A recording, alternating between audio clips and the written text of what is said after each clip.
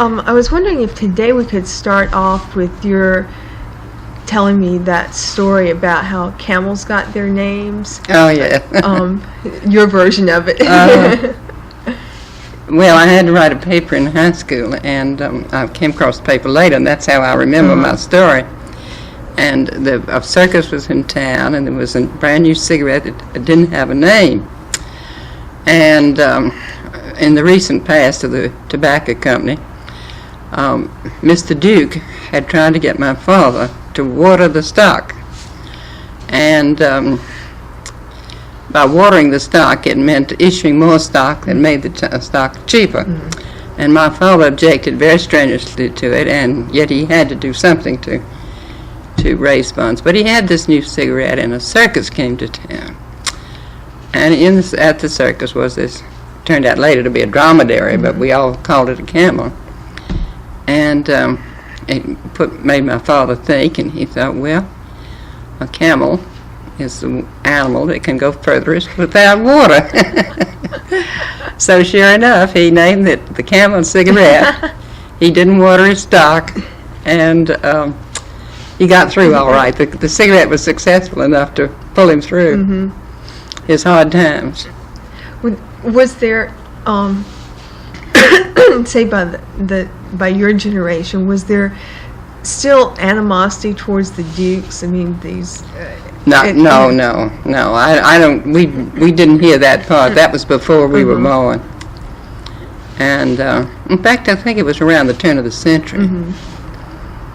Oh, rivalry, perhaps. But I never knew any of the Duke family, and.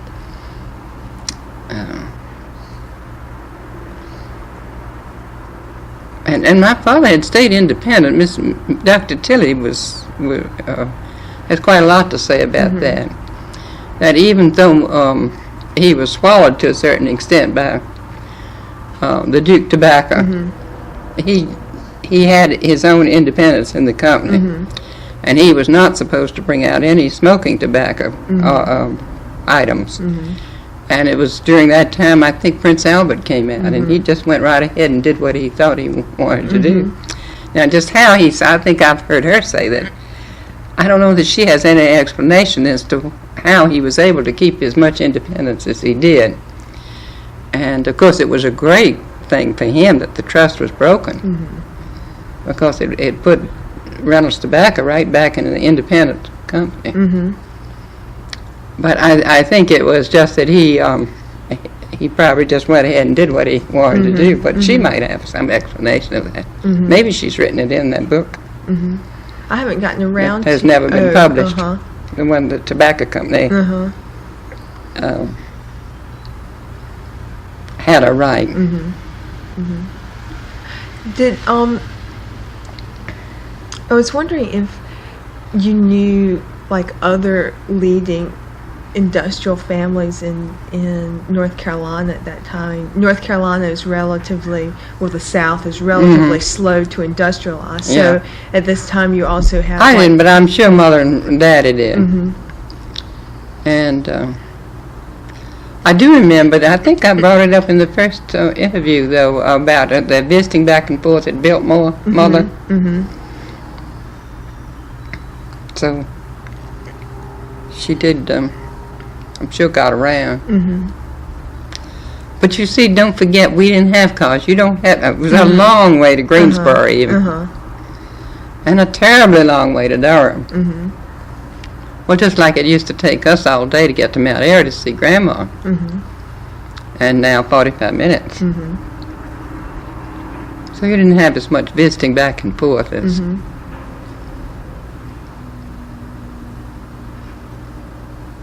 would be normal today.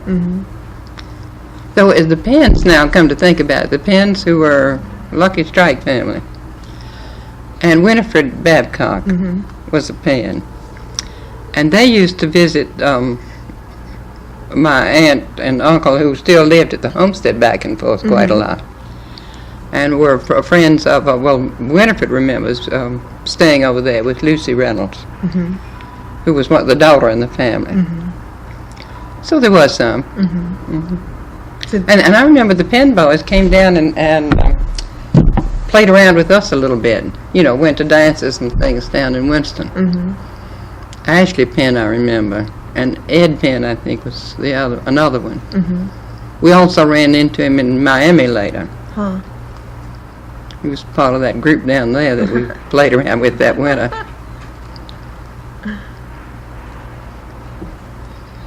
Yeah, I was just wondering because from like the late 19th century and on into the early 20th century, the South and North Carolina in particular is just beginning to get its feet on the ground so far as tobacco and cotton and those kinds of industries that are just really beginning to take off at that time.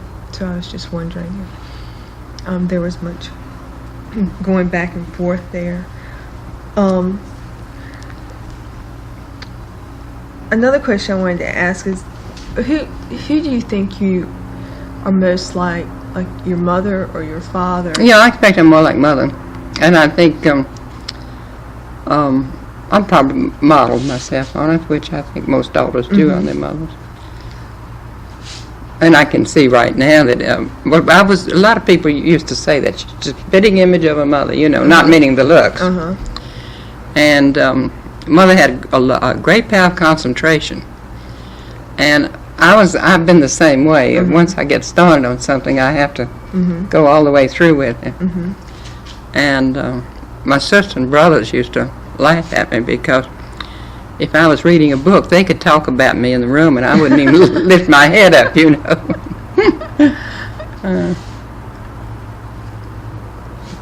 But although I was about the same size as mother, I was very heavy for my age at one time, but other than that, I mean, she had a smaller waist at that moment in my life.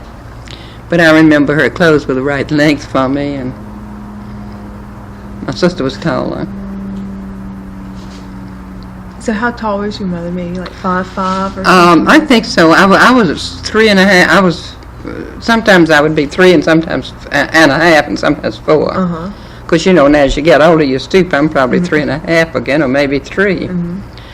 And Anne, my daughter Anne, is, I think she's 5.5 or 6. And I would say mother was between the two of us. And she had very black hair and very blue eyes, which is an Irish type. Now, for a while, she had her hair. Was her hair always long, and did she wear it up, or was it, say, by the 1920?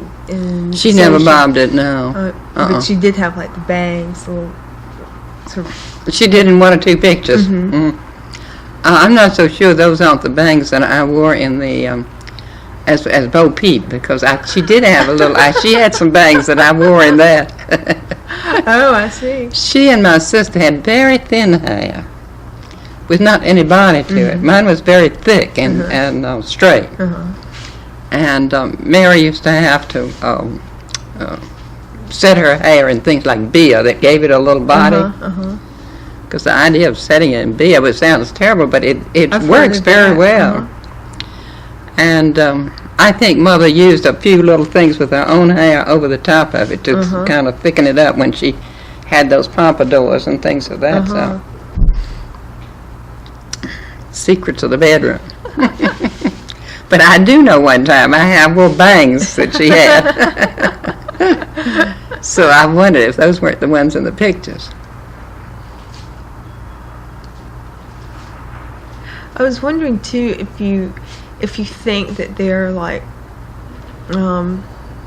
certain traits that you and your brothers and your sister shared. I mean that you think people would say they're Reynolds family traits, you know, or that family is. Well, we have more of a leaning to math than we do to literature or English or anything, and yet mother's family were quite. Well, book. What do you call it? Bookworms. Bookworms. And her family attic was just packed with books. And so we had some at Reynolda that I used to get into. That she was horrified that she had that book in the attic that I picked out. I remember one was Elsie and Her Child. Mother saw me reading that, and it was all about, and nothing was wrong with it except that Elsie wasn't married. But that wasn't shocking to me because that does happen, you see. And Mother took the book, and I don't know whether she got rid of books from there on, went through her attic or not, but I found it up there. I think it was by, I always got that man mixed up with the author mixed up with the trader, Arnold Benedict or Benedict Arnold. Arnold Benedict. Arnold Bennett, no. Arnold Benedict, I think, was the name of the writer. So it's just the opposite of the trader. But it might be Arnold Bennett. Is there a fairly well-known writer, Arnold Bennett? Well, who wrote The Green Hat? I have a feeling he wrote The Green Hat. I don't know. That was a very popular, turned out to be a popular movie and play. Catherine Cornell, I think. Probably not the same author, though.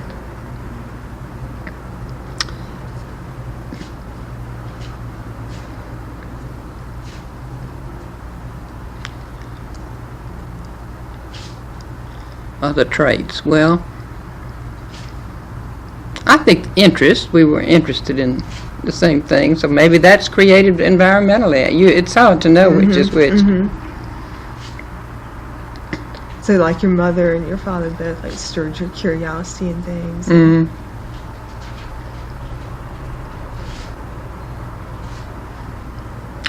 She was interested in houses and building, and that's a strong interest of mine. And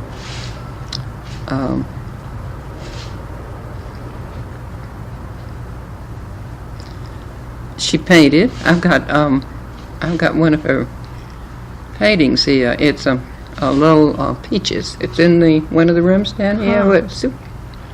Did I give that to one of my children? And it was pastel. She did that at Sullins.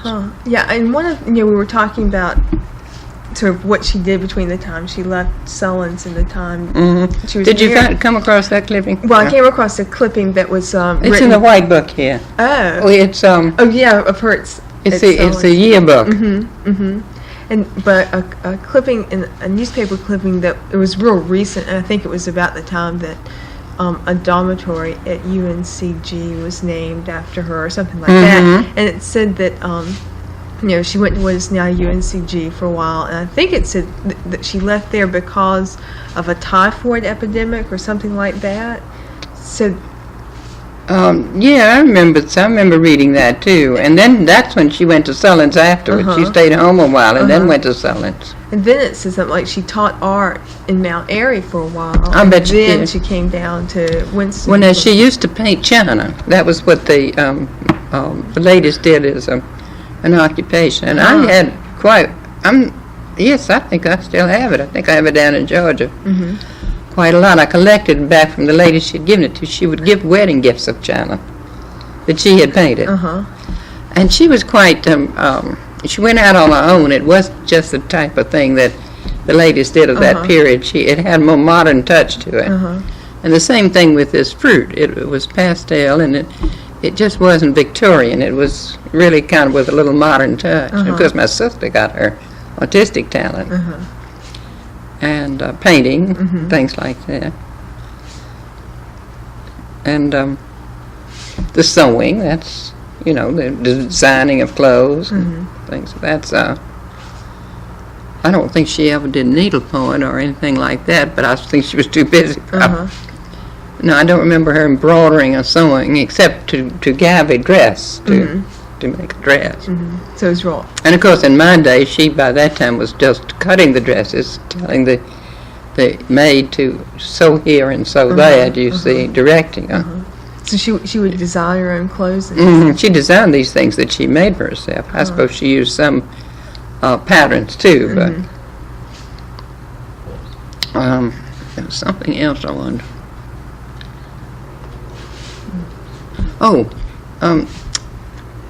In Reynolda, what we did there a lot, we played a lot of bridge. Mother was very interested in bridge, loved to play.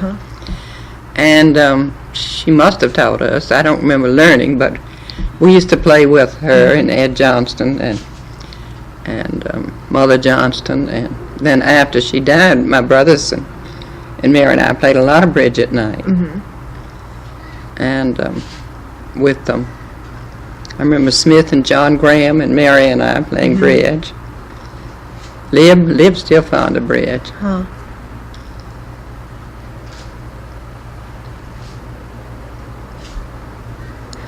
Did you start doing needlework back then? No, I really started in the 30s.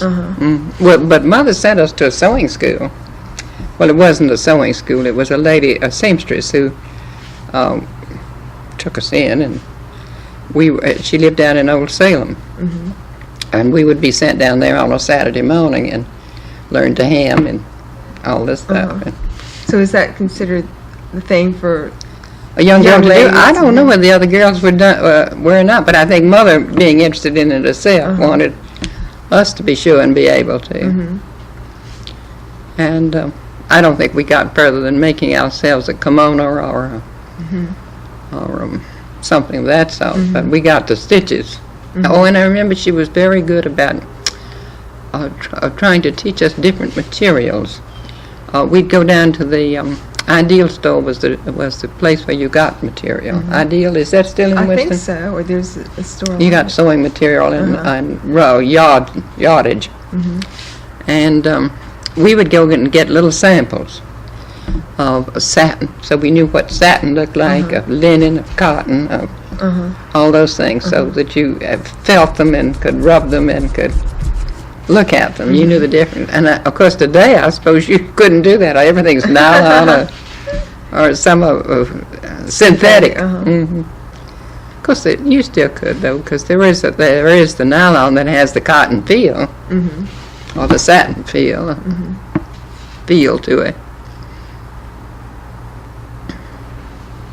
I was also noticing references a couple of places that like your father was a contributor to one of the black schools there in Winston-Salem, and one reference even said that they thought it was like the first time that a white man in the South had contributed to a black institution. Well, I'm sure that's a slight exaggeration. But yeah, so I mean, I don't have any reason I have reason to question anything that says the first and the only. Yeah, but I was wondering how did your parents teach you, or did they teach you to act towards blacks and to?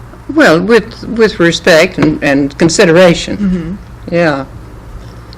Not with I think most people in the South did. That came in contact with them. I think people that didn't come in contact with them were the ones that treated them as though you were dirt. But no, they were friends.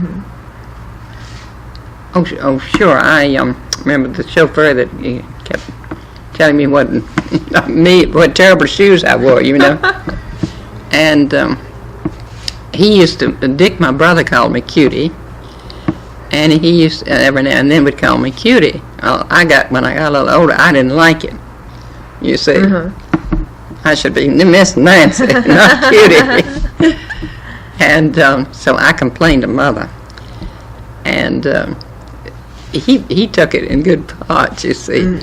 So then he started teasing me about it, because he would start to call me Cutie, and he, oh, I mean Miss Nancy. And then I got embarrassed, So he wouldn't have done that if he'd been really sat on in any way. When what was it? You were talking about your father had these barbecues for employees. Was that for everybody who worked, or was it mostly for like the salesman and the supervisor? No, it was right up and down, but I don't know that he got into the lower levels of his business, because I don't know how many people he had. I was thinking probably. But he had 500 at these things at the most. and that's quite a lot to feed. Took big hogs, and I think a couple of them. I imagine so. And they would go all night, as I told you. Was this like what we would call a pig picking today? I mean, would they dig pits? It was a pit, and it was right down there near the little boathouse where Ann, Kathy lives. And because we would keep going and inspecting the day ahead, and every time we had a chance, obviously couldn't at night. But I do remember singing in the dark, and I don't think we ate with them when they had the party, but we could walk in and out and watch the preparations. And I guess he had professionals come. I think he'd probably need that to for an undertaking like that one. Yeah.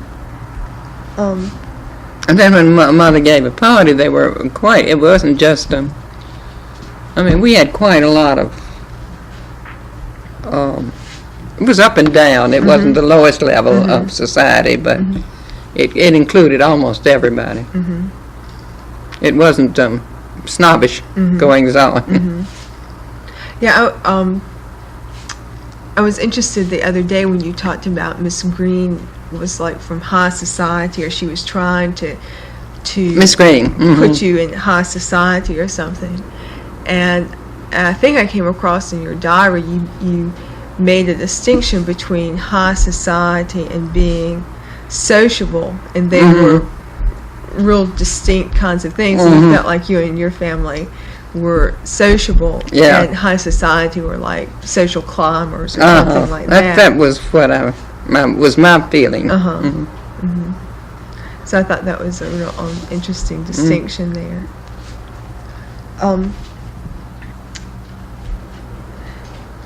We were talking about that in your childhood, you religious training was very important in your home and that type of thing. But often people's early training doesn't become their later beliefs and that type of thing. So I was wondering, how did your being raised in a home where your mother was a strong influence and strongly religious, how did your religious beliefs change over the years? Well, I had a reaction against it, and I'm not a church tender, and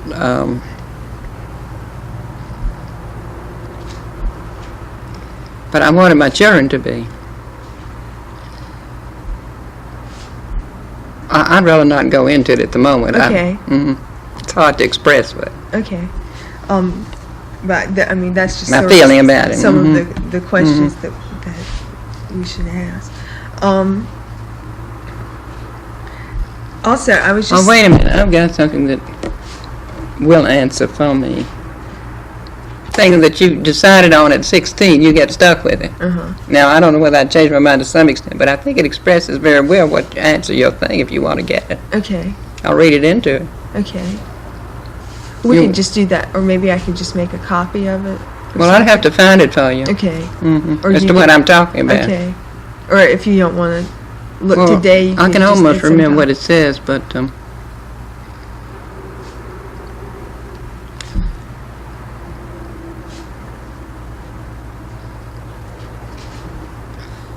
it's like this. Let me just practice on you before you turn it on.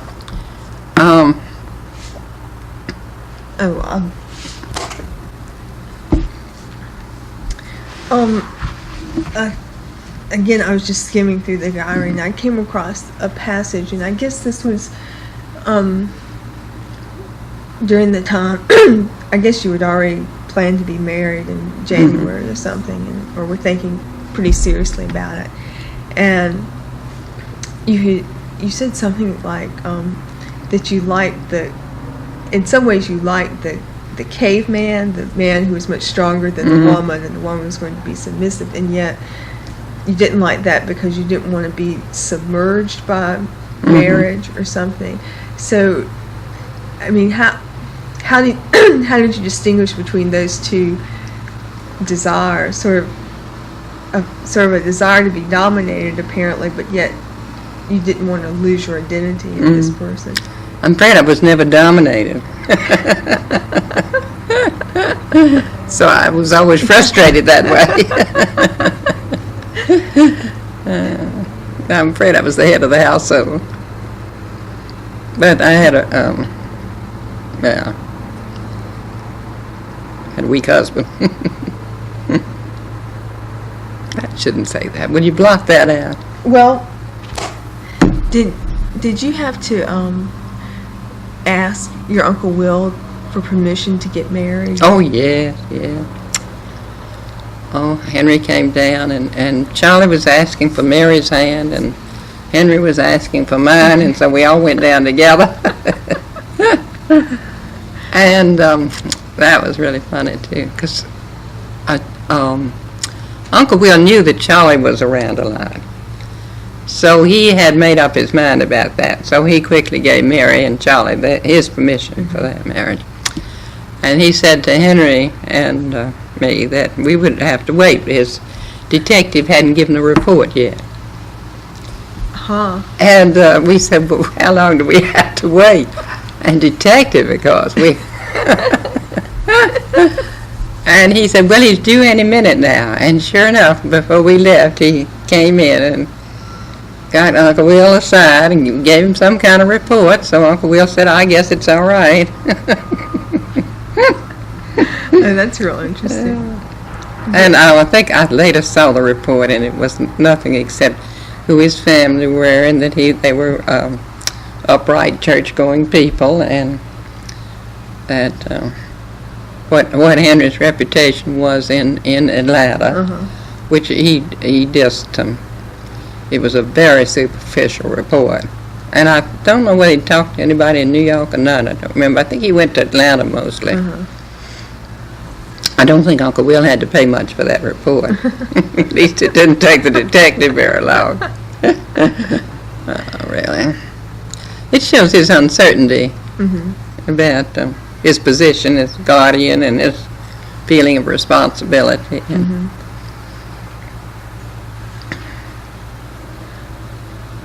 So how is married life different in here? She was already 21 too, so she had the ability to go out and get married if she wanted to without asking. There's more courtesy on that part. Oh, she was already 21. Yeah.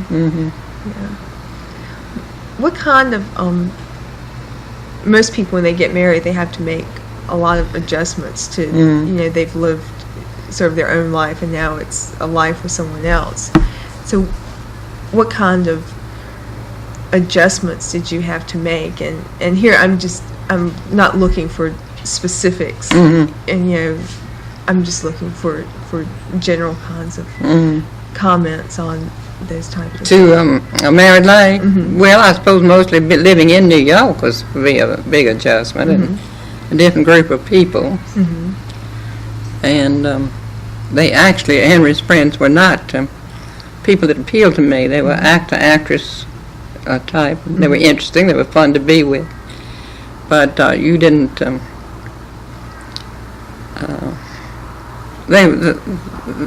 They would say nasty things just to be funny.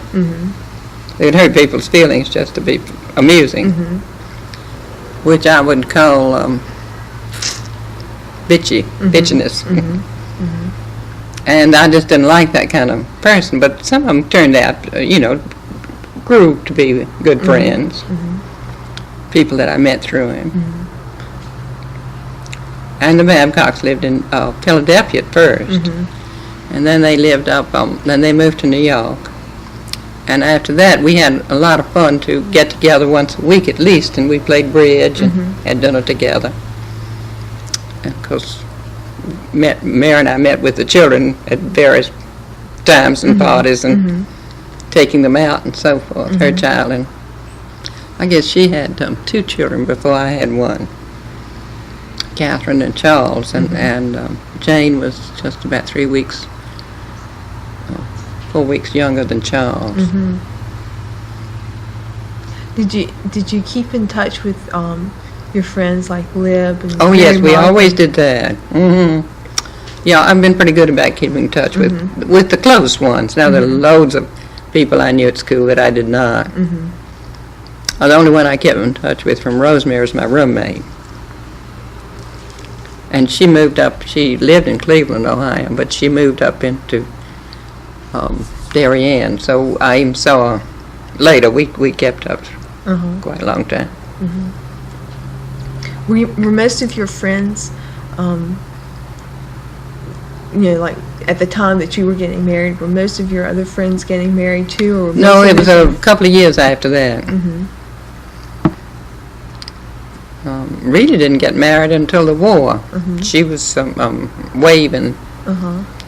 And Ralph Spall was from Winston, but he was in the Navy too, and they were both situated in Washington. So they really got to know each other more in the wartime thing than they did later. I did earlier. And lived married fairly well. I would say none of them married until at least 2 or 3 years after we did. But Sal was only 19, and they were still in college.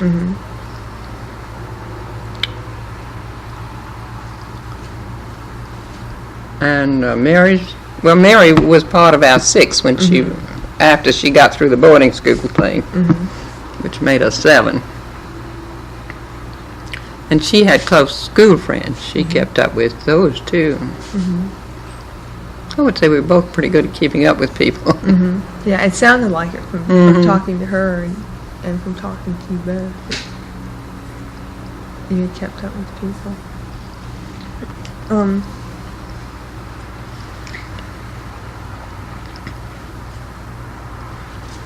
What were the things that you liked most about marriage, or disliked most? I mean, no chaperone. Well, I love being a mother, and I enjoyed. It's hard to say what we enjoyed the most, but Henry shared my interest in houses and building and things like that too, and so that we had in common as long as we were building. He had quite a large family. They used to come up quite a lot. His sisters would come up separately. They unfortunately did not get along at all, which was so tragic. And they were, one I think was jealous of the other, and one was and that was the prettiest and the most popular, and she married someone a little bit more society than in Atlanta. And they would, well, anyway, we always had to have them separate. But he had, they hadn't spoken, when we got married, they hadn't spoken to each other for years. Oh, gosh. And at least we brought them so that they could speak, because they did have to run into each other at the actual wedding, and occasionally otherwise. When we were in Atlanta, they had to run into each other. The oldest sister was married to a very fine doctor. He was obstetrician, but a very fine person. And they both had large families, and they both had lots in common. It was just tragic when that happens.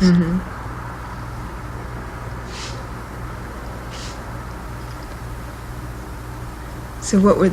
Well, actually, we spent so much time over houses and moving back and forth to Fisher's Island and back down here and getting to know people in Granite, you were just busy. So what were the things that you disliked the most just about married life?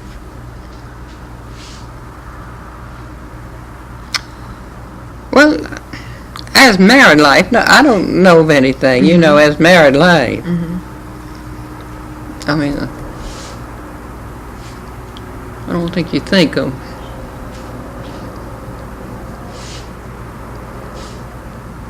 Let's skip this subject, because this really bores me. Okay.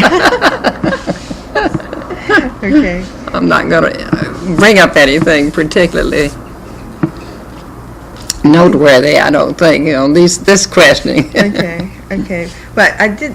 Okay, you married the second time, and so, Well, that was a long time afterwards.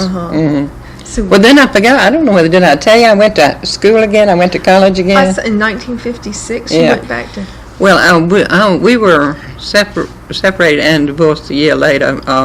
53. The year my sister died, and I was separating, but I didn't want her to know it, and because I thought it would distress us. So she never did. I mean, Charlie knew it, and her family knew it, but I think we kept it from her because it would have distressed her. And then I'd already been, I guess, elected. No, I hadn't. Well, I wasn't the next fall, I think, elected as president of the Garden Club. So I moved right into that. I went out to Reno, and I was a month late. Somebody had to take my place the first time. And Henry would have objected to it. If I'd been married to him, I wouldn't have been president. He would have objected. Now, what was this? What is this, like a national group? No, it's just the Greenwich Garden Club. But he felt he didn't want me to spend my time on anything but him. You see, and it was very confining. But it was fine to be pressed. I really didn't care. I don't like to get on my feet and talk, but I can do it when I have to, but I just don't like it. But I figured, well, I'd do it and get it over with. They'd been pestering me to do it for a couple of years. And this would be a good thing to do because then it gets you through that, what do you do with yourself, period. You're readjusting. And we'd been married 23 years. So I let them elect me, and then I was through with Reno a month later, and I came back and could take over. And what started me on this? I've lost. I was going to tell you something else. That wasn't what I was heading to tell you. We were talking about how that you wouldn't have been able to have been president. Oh, going to school. Oh, yes. So then as soon as I got through of course by this time my children were getting grown up. And Anne was, 2 years later, was going to college. She was off at boarding school. That was another reason. I had no one at home to the girls were all married except Anne. And Smith married. He married pretty soon afterwards. He wasn't married then. He married as soon as he graduated from college. And so anyway, immediately after the 2 years as president, then I entered Columbia. And I was just, and this was to get a degree, so it was just a regular college thing. And that's when I was so surprised that they still had my records from the extension school and gave me 11 credits. So what were you studying this time? Well, this time I would have studied botany or biology or one of those things because I was more interested if I'd gone at the right time. But I realized that your memory doesn't serve you as well. I mean, sure, I could remember it to take the exam, but to build on a memory, I should have been younger for these other courses, like the names of all the parts of the flowers. There was always so much to remember in the very beginning of any of those science courses, natural history courses. So I decided history was the best thing for me, and I thoroughly enjoyed it.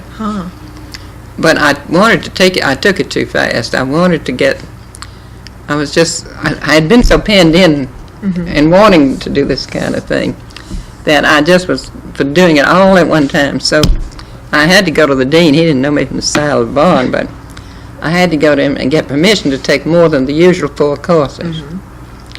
And I wanted to take 6 courses that year, the first term. Well, it really was foolish of me to try it, but anyway, I talked him into it. And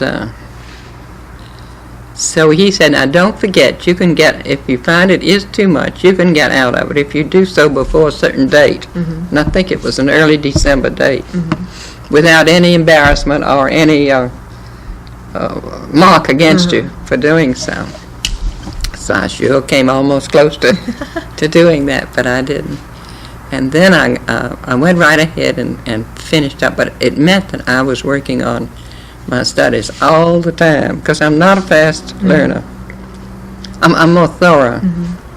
And if I read a book, I would either outline it or I would go back and underline every little thing, so that I wouldn't have to. And I took notes. I could keep up with him, with most of the professors talking. I mean, writing. I could write longhand, but I could keep up with them. And there was one class I was in. It was in astronomy, and he was a wonderful lecturer. But he had 100 students in that class, so it was a lecture course, and it was just a 1 year. It was an introduction to astronomy. He was one that worked on the atom bomb. He's quite a well-known person, and absolutely the way he teaches, you were fascinated with him. And so I write every note down. Of course, that meant that I really wasn't listening. I was writing, and then I would have to go back and reread what I had, but then I had it all down. So I would sit right in front row, because I could hear better and see better and not miss a trick. And I guess have it with my glass situation in my youth. So anyway, one day he said, Mrs. Bagley, where did I leave off yesterday? I said, just a minute. I read it to him. And he just grinned, you know.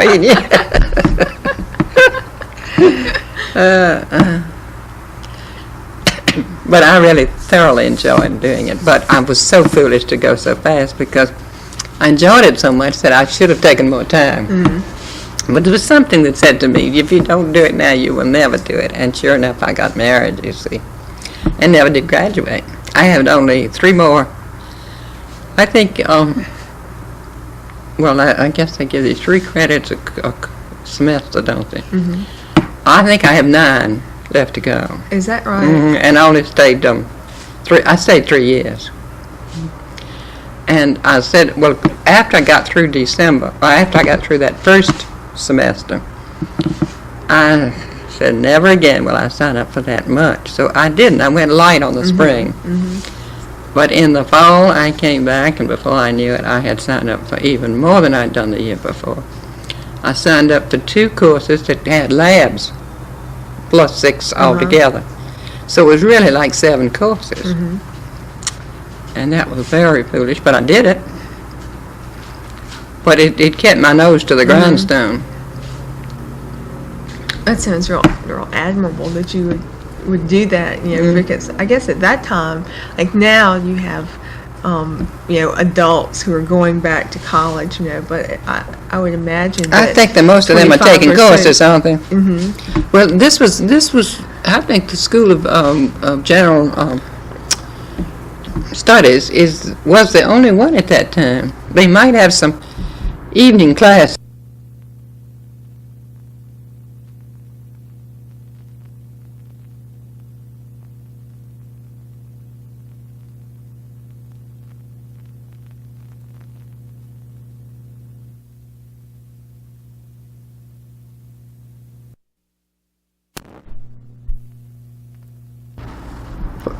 Eight semesters, you know, 4 years, taking her courses and never repeat.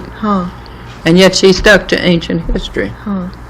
So she took it very thoroughly, and she made you read a lot.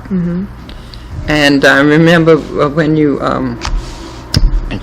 were reading about Socrates dying. Well, we were all crying when she read about it. It was just that we knew him. She made it come alive. And we just felt so close to all those people that she was telling us about. Gosh, it's a wonderful way to learn history. And all the other colleges around, Harvard, Yale, any of them, they'd run right through that stuff without all of that real depth. They didn't have the depth in it. So anyway, I've got my notes, and someday this winter, but I keep saying that, but if I get rid of all this stuff and get that cleaned up, then I start on my notes, and I'll reread them, and I'll toss them. I'll pull out what I think is intriguing. So what year was it that you remarried? 60. See, I was about 50.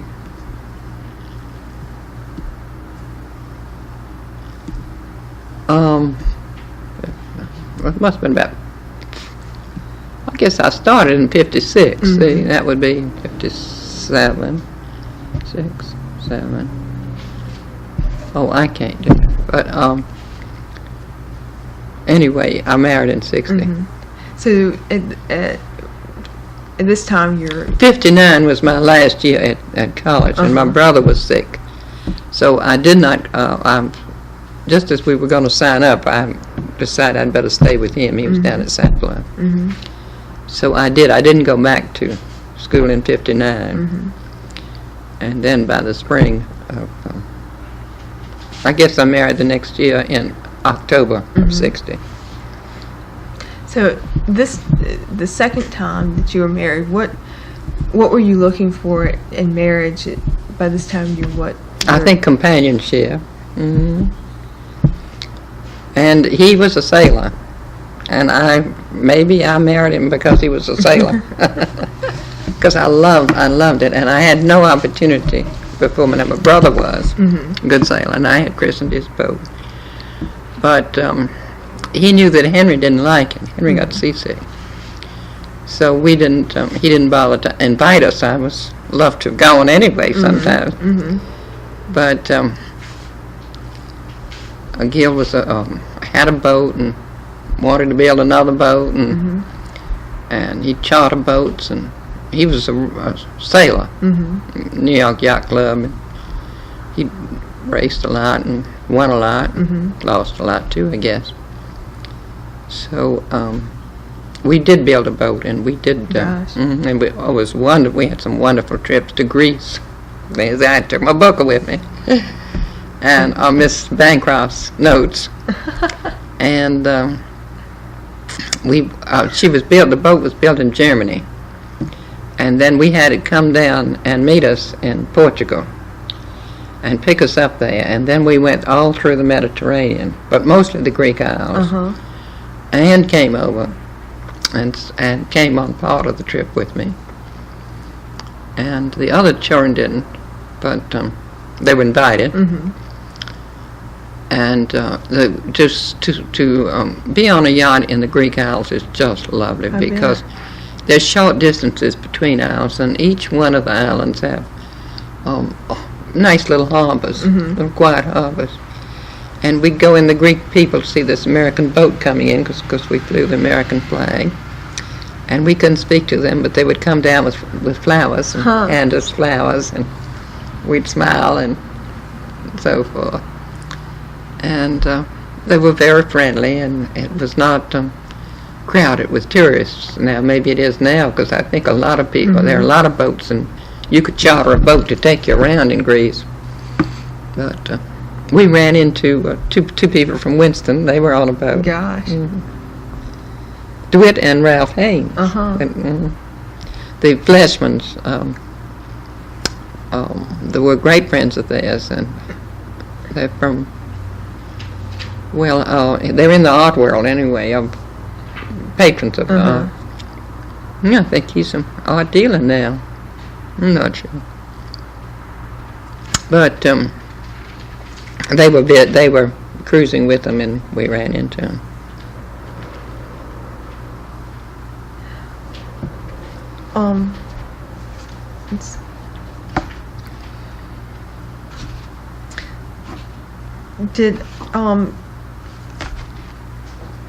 I know what I was going to ask.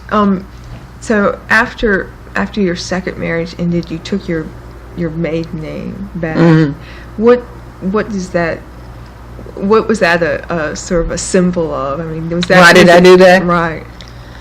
Well, I've never understood it, but Gilbert Burney said I would not have his name anymore. as though he were ashamed of my using his name. Huh.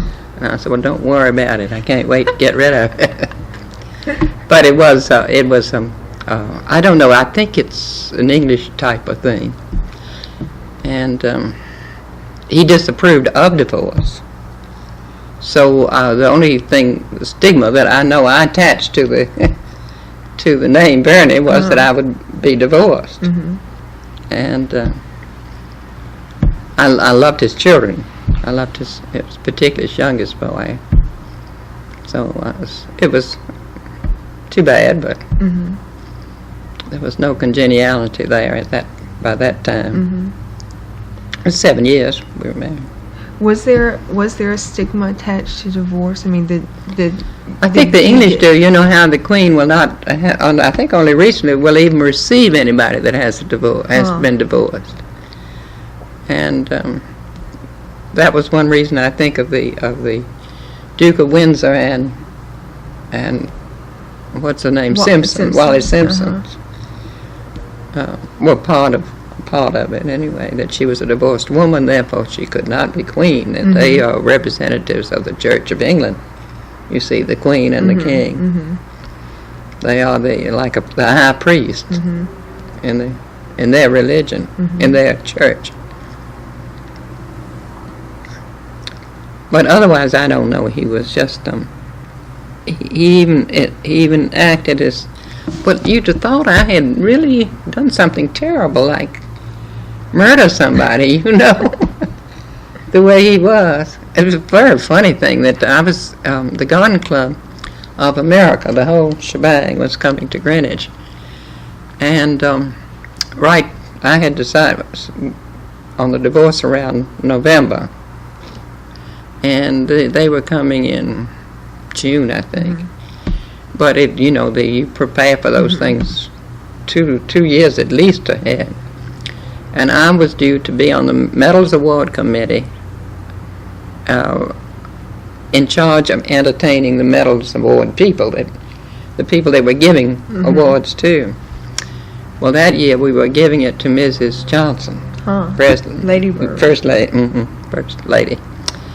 And so it was very important, this thing we were doing. And right in the midst of that came out this thing that I had to change my name. Do you see? Well, that made a real mess that time, because publicity was just beginning to come out on it. So we got it done. I mean, we got the change made very quickly, and anything to do with the Garden Club. But then nobody knew who I was, you see. I'd made a name under Bagley, actually, not under Bernie. But they'd gotten a little bit used to Bernie in 7 years. So it was a little awkward. I remember some of them, we forgot to say in honor of the Medals Award on the invitation that I had to do a cocktail party. And that was a big mistake. But they didn't even have the support of my name that they knew, you see. So we sent some of these invitations all out. And they come back regretting. The Medal Award group would regret. Well, they thought this little woman named Reynolds was trying to come between them and what they had to do, you see. So we had to just send something out again saying that this was in honor of, and then they accepted after that. So you would have. This was. So that you might say was forced on me, but it's actually Henry came through Smith and said, didn't I want to take back his name? And Anya, his wife, said that they would be perfectly all right with them if I wanted to. Well, if the children had still been young, I think I might have, but Smith was the only one named Bagley. And actually, I think it was awkward. Would have been awkward for Henry's wife to have me a Bagley again. And after all, the name that I was born with, that I had a right to, and nobody could tell me I couldn't use, was Reynolds. So that's why I used it. And the only difficulty is it's awkward for Smith sometimes. My mother, Mrs. Reynolds. But what he does is he just says my mother, and then somebody, if they want to make a mistake, they will call me sometimes Miss Bagley. I depend on the situation whether I correct them or not. But the girls were all married; they'd changed the name. So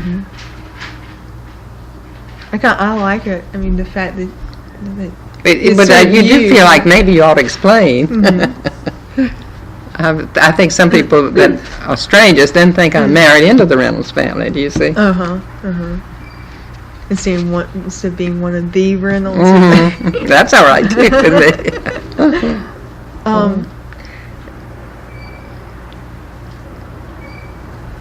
When you had children, did you?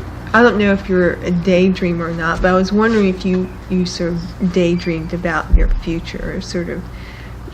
I don't think so, because I know I'm more permissive. In other words, what they want to do, they've got their lives to live. And I know my lawyer told me that. He said I thought I was too permissive. That I didn't put my foot down hard enough. But I think they've got their lives. They've got to. If they make mistakes, I want them to be their mistakes, not my mistakes. And so. We were gonna. You said you were gonna sort of give each of your children a plug. Sort of. We were talking yesterday, just sort of like what they. You were talking about your daughter, Jane. Is she now the president of your foundation, or she was? Let me get that, will you? Okay. Hold on a second. Yes, you were telling me that your daughter, Jane, she's your oldest daughter, right? She was like in charge of your foundation for a while. Oh, she did a wonderful job there. She really did. She got us out of the dumps, I would say, when I was president. Well, we didn't have an executive director, and I was trying to do it all myself, and all I would really do would be bring up charities that had come to me personally, some of them.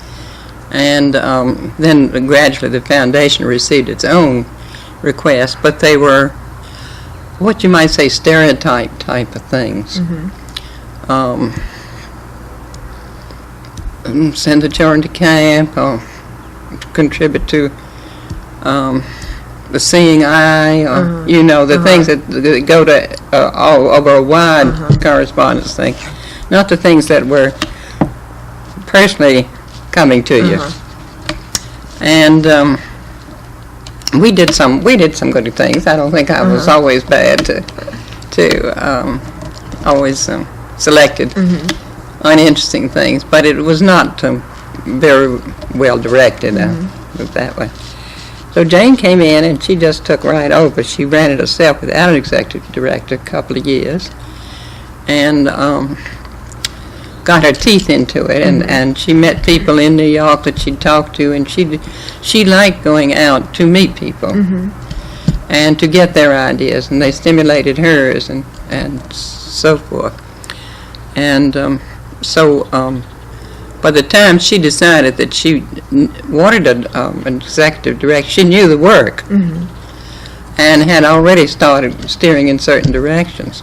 She was also on the board of Save the Children Foundation, and she's done a lot of work. She's still working with them, and she was sent over. They sent her overseas a couple of times to Vietnam during the war. Gosh! And she saw a man killed right in front of her, and she had to run.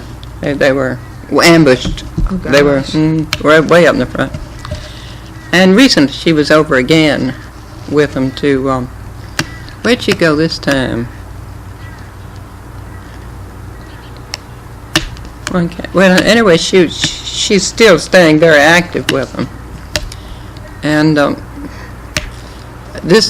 man that she got, Frank Dobbins, was working for the Save the Children Foundation, and then came over to and they produced things like all kinds of organic gardening things, projects to support that would be leading models for other things, and And because Save the Children Foundation are community workers. They know how to get into a community and organize a community to help themselves. The big program is help yourself. And help. The foundation should help the communities to help themselves. And one of the projects that she had was of interest in the African country. It's now called, I need a map. It's north of Rhodesia and almost bordering Tanzania? Tanzania. She worked there quite a bit. Well, I mean, she brought that kind of work to us. And there they were digging wells. You see, the villagers would be digging wells or making meeting houses or putting in sewer pipes, and they were taught how to do those things. And it was during at that time that, I don't want to get off Jane, but at that time, she and Sister Susan took a trip of Africa. And that's what got Susan interested in Africa.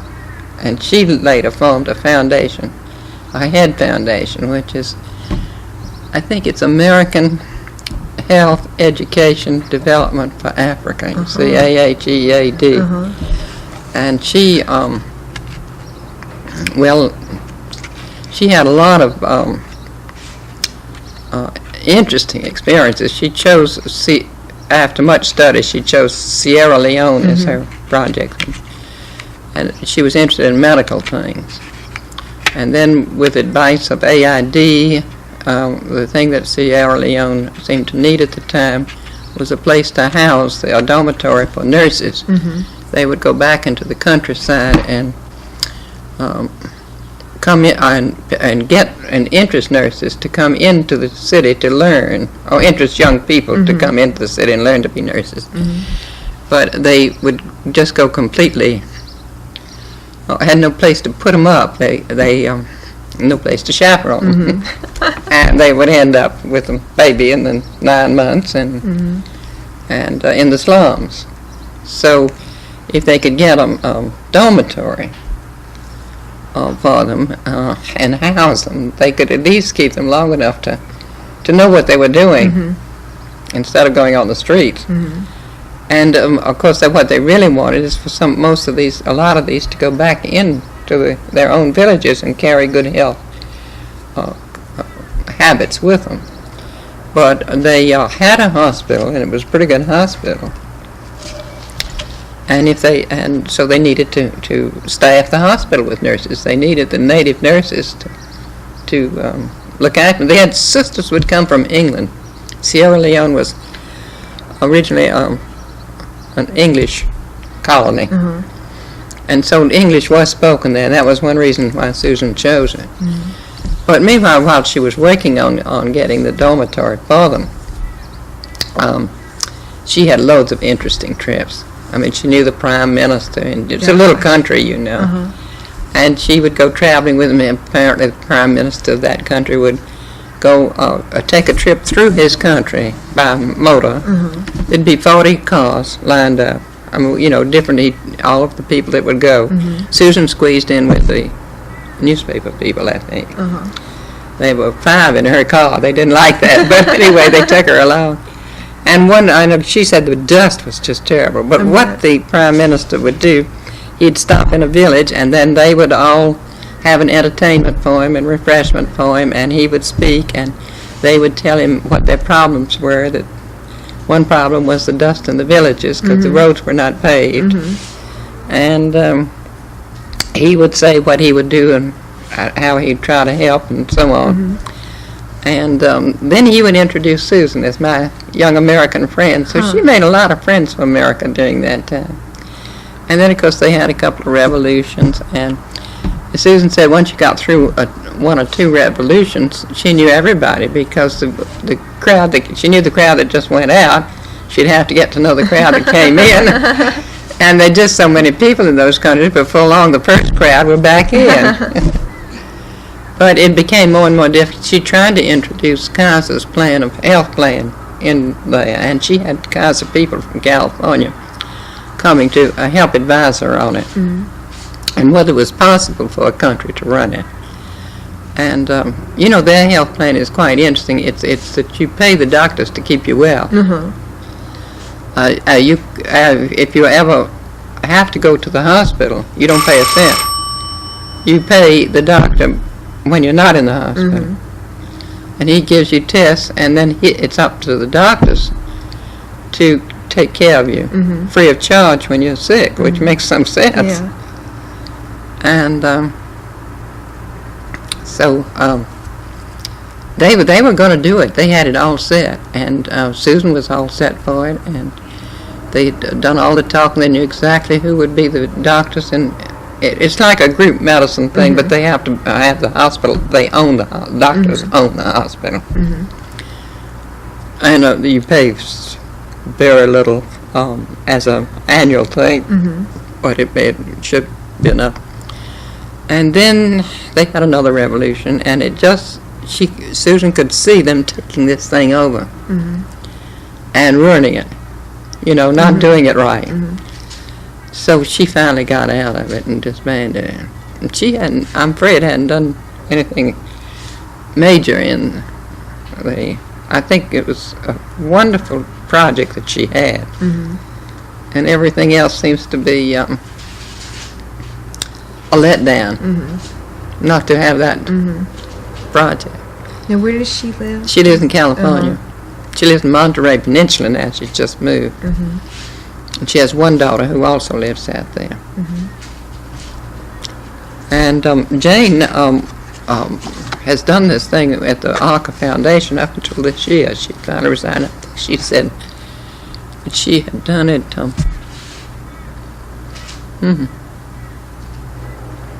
10 years maybe? Maybe. What's this, 80, 70? Something like that. And she's also very active in California. And since she's moved out, she hasn't lived out there very long. But she immediately got to know the people that are doing things like that. And right now she's in something called Genotoxin Survey Project. And I'm not too up, I couldn't describe it to you. I must get Jane to really sit down and really explain it. It sounds like something you'd have to... Unfortunately, when she's east, she comes east for the ARCA Foundation meetings, and then she's always in a rush. She was here just a month ago, and I don't get to see her for a good chat very often. And because I went out there when Susan was married, and then I visited Jane for a week after the wedding.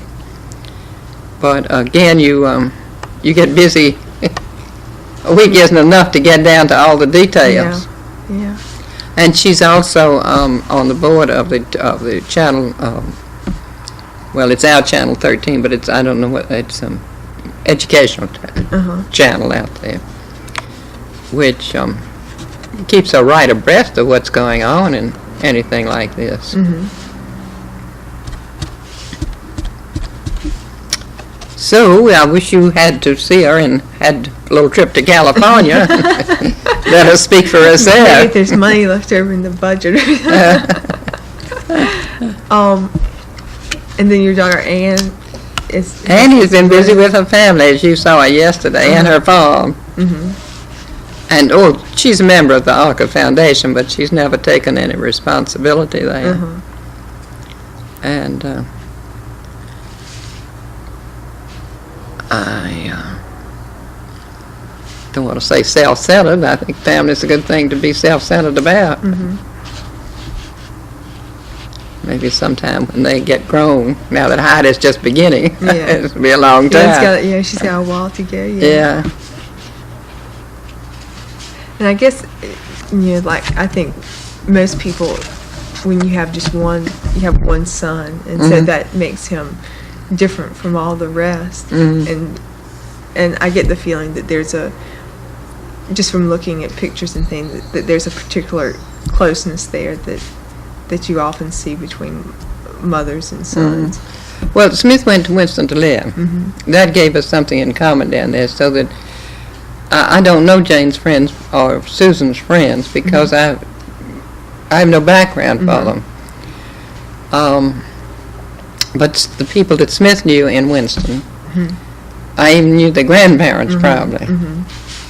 And of course he's on the Reynolds Foundation board, has been president, as I have, and that made him, by being in a group like that, whose funds go entirely to North Carolina, you have to know North Carolina and keep up with it. And again, that's something we have in common. So he's moved away to Washington, which again, I don't live in Winston, and yet I keep up with I think we need on that board a lot of Winston, not Winston people, but North Carolinians. And we do try, I mean, everybody is practically, except Smith and me and the banker. Well, now some of them we've got recent ones that live in Washington, but they were born in North Carolina. Their roots are there, or their education was there, or their they probably will come back to live there at some point.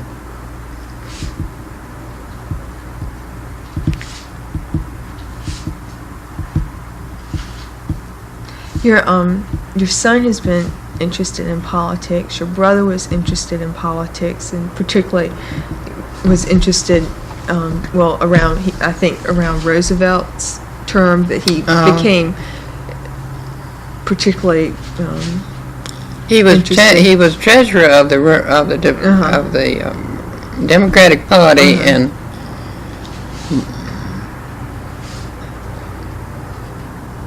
It must have been Roosevelt. Somewhere in the late 30s or right about 40 or 41 when he was mayor of Winston-Salem. Well, then he was...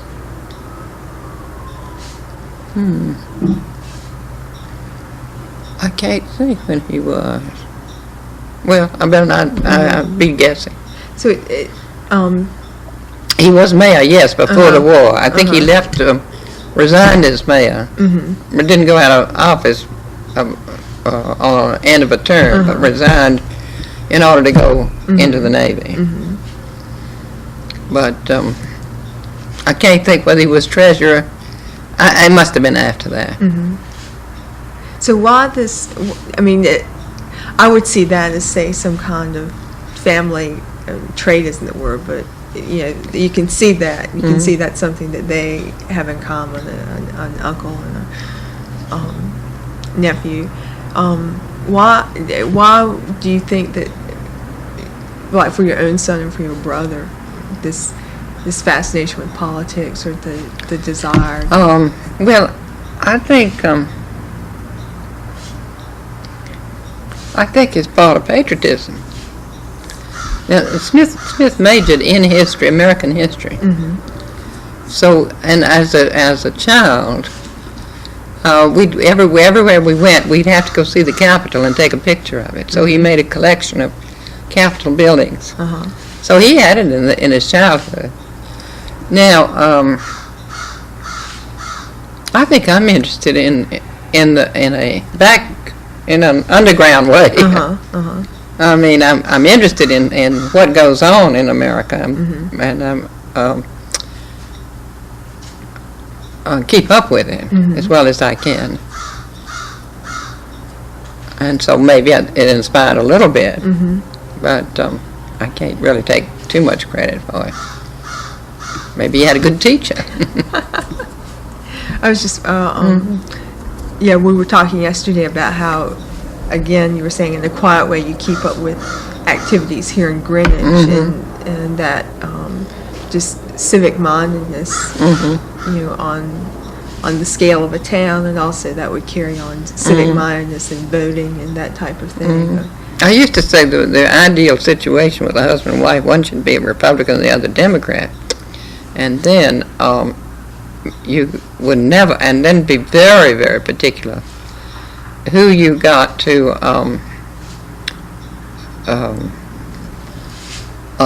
nominate in your party. And because if you both parties had good people nominated, you couldn't lose. And if you one of you is a Republican, the other's a Democrat, you've got your name in both files. Then you can vote any way you want to. So were you the Republican or the Democrat? No, we didn't do it. I'm an independent. I did not sign. I've never signed up for a party. Grandpa used to say that he would. He had no grandchild of his was ever going to be a Republican. You know, well, he was a prisoner in the Civil War for a year, and he was only 15 to 16 years old. Wow. And he was sent up to New Jersey, and he just never forgave him. And he was in pretty low circumstances. Did he tell you stories about this? Oh, he didn't want to talk about it, I don't think, but except that he was so insulted that he wouldn't have any part of the Republicans after that.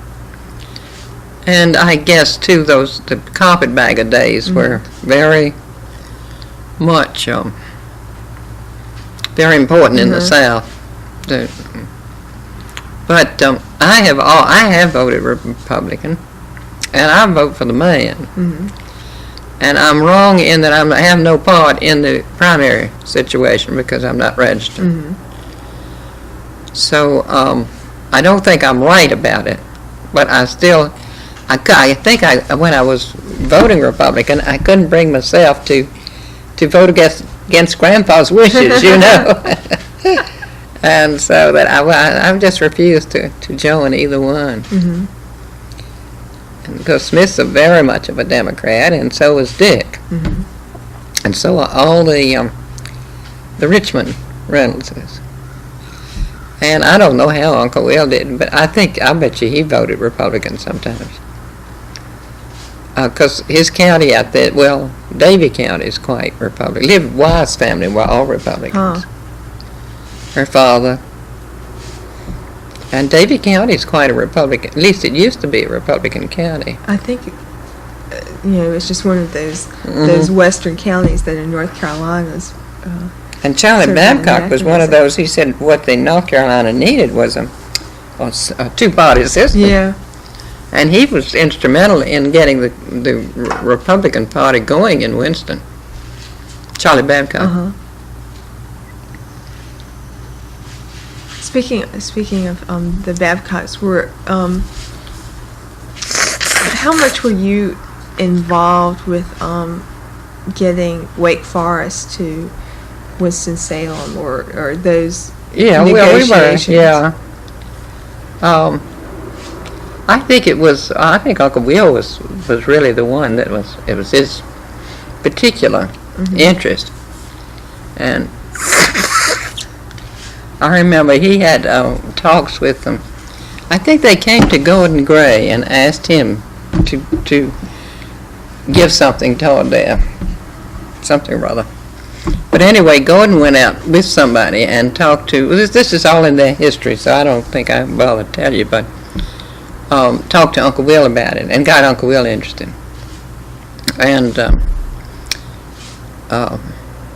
I think Uncle Will wanted assurance that the Smith Reynolds Foundation was going to be giving something worthwhile, money to worthwhile things. And I think he didn't quite trust us to not be too flighty or to get into exotic things, you might say, his estimation.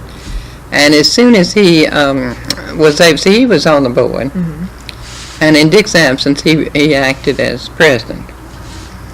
And he, as soon as he was able to get us to agree to the perpetual, in perpetuity, the grant, then he was relieved enough in his mind that at least that much went to something that he approved of. And I think that's when he made his will and left his money distributed by the Z. Smith Reynolds Foundation. Uh-huh. And Charlie Babcock and Mary were very interested to get it located at Reynolda. Mm-hmm. And were willing, therefore, to, it always worried Mary what to do with Reynolda. Well, we did all of our youth, you see. We spent, what's going to happen to Reynolda? Mm-hmm.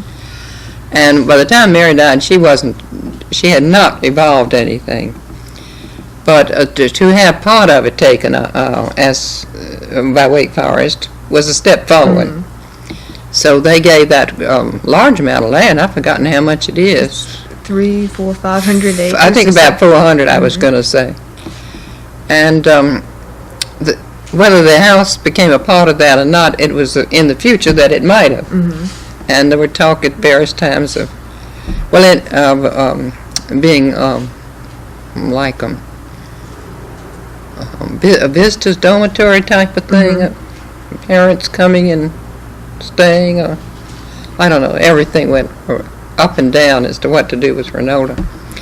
And when she died, she left it up to Charlie to find something to do with it. She left him. Well, I shouldn't read. I haven't read her will in so long, but she left an extra sum to run Reynolda on till such time that they could figure out what to do with him. And Charlie, his first thought was the get together of all the colleges. What do they call it? 17 colleges got together and used it as a kind of a headquarters where if they bought books, they all shared in the wholesale price of those books and that kind of thing, cooperation. Well, anyway, this I'm telling you about something that somebody else in Winston knows so much more about when I talk about that. So. Okay, I was just wondering about in the sort of negotiations and things with Wake Forest, if the family had. Well, sure, I had my little input there, and because I never missed a meeting except one until this year. I missed this meeting. So I've missed 2 meetings ever since through the years. The foundation. Oh, no. That's 1937, I think, was the first one. 1937. So that's 43 years. Good grief. Now, of course, I had the advantage of being able to, in some of those years, of saying, well, let's have it in this month instead of that month. But you can arrange your life around something that the one I missed before was when I went to Europe with Gilbert Verney one time. He used to go over on business twice a year to England. He was English born. He was a naturalized American citizen.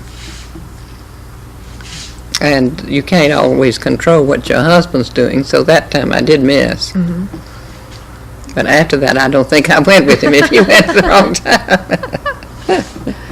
Were you as diligent for other boards as you were? Oh yeah, I don't see any use in serving on a board or even lending your name unless you're going to do something about it. A lot of these places, they'd like to use your name. They don't care whether you come or not. But then the other people hold you responsible for what's going on at that meeting, and you are responsible. Yeah. So I say no. I mean, they'll come right out and say, won't you be on such a board? And I said, well, no, I wouldn't have time to do anything. Well, we don't care whether you do it if you just let us put you down. I do. So I'm very strict about that. No, I know sometimes I get a solicitation and I think, gee, I wonder who's on that. Well, it doesn't really make any difference if you think that they're the kind of people just going to leave their name and not do anything. It might be a terrible organization that they've let their name to. And so once or twice I've had somebody put my name on without asking me. Then I really raised Cain. Really making noise about that. They don't really dare very often do something like that. I was getting ready to say I could get in a lot of trouble doing something like that. And some of the, I need to use my back. I lean forward too much. okay. There. In some of the papers at Wake Forest that we went through, like we came across several solicitations from either individuals or charities to your mother, personal kinds of requests. Do you get those same kinds of requests, or I mean, like that they come directly to you as opposed to your foundation, or? Yeah, I should think they would. Well, it depends. What kind of ones are you talking about? Well, I was talking about just individuals. Individuals want one. Now, the Right. foundation just turns that down flat because you don't do to an individual. Mm-hmm. And I couldn't do it very well and get a tax deduction. Mm-hmm. It would have to be a gift, Mm-hmm. a free gift without Uh-huh. a tax deduction. Mm-hmm. The only thing you can do to give to an individual, it has to be they have to be I can't say to Wake Forest, if you I will give a donation if you take this child in, I'll pay her tuition, Uh-huh. and I'd like to count as a donation. They can't do that. That's against the law. Mm-hmm. But if I say to Wake Forest, I want to give a scholarship, and you select somebody Mm-hmm. for the scholarship, that's all right. Mhm. I can take a deduction on that. Mm-hmm. But I couldn't name my niece or my gardener's daughter. Uh-huh. Actually, I didn't understand that at first, and when we were talking about Mike's daughter, Mhm. went off to college, I wanted to pay her tuition, and I thought I could take a deduction Uh-huh. on it, Uh-huh. and it turned out I couldn't. Huh. And then the other Robinson child, that was what brought it up. The Robinson child went to Duke. So I wrote and said I would like a receipt for this for tax deduction. And they said, well, we can give you a receipt for anything over and above her tuition, but she does not, but we can't give you a deduction on what was her tuition. Huh. So if I wanted any deduction, I gave say an extra 100 or 200 over what she needed. Uh-huh. Well, that wasn't the purpose of it, you see. Uh-huh. I give that to somebody else, maybe. Well, so you would pay for like their daughter's tuition the whole time, or just like for a year? I did for the girls, yeah. Huh. Not in here. They went to high school here. Uh-huh. But when they went away to college? Mm-hmm. So why did you do that? Why did I do it? Yeah. Well, I had the money, and I wanted, and they rated college. Uh-huh.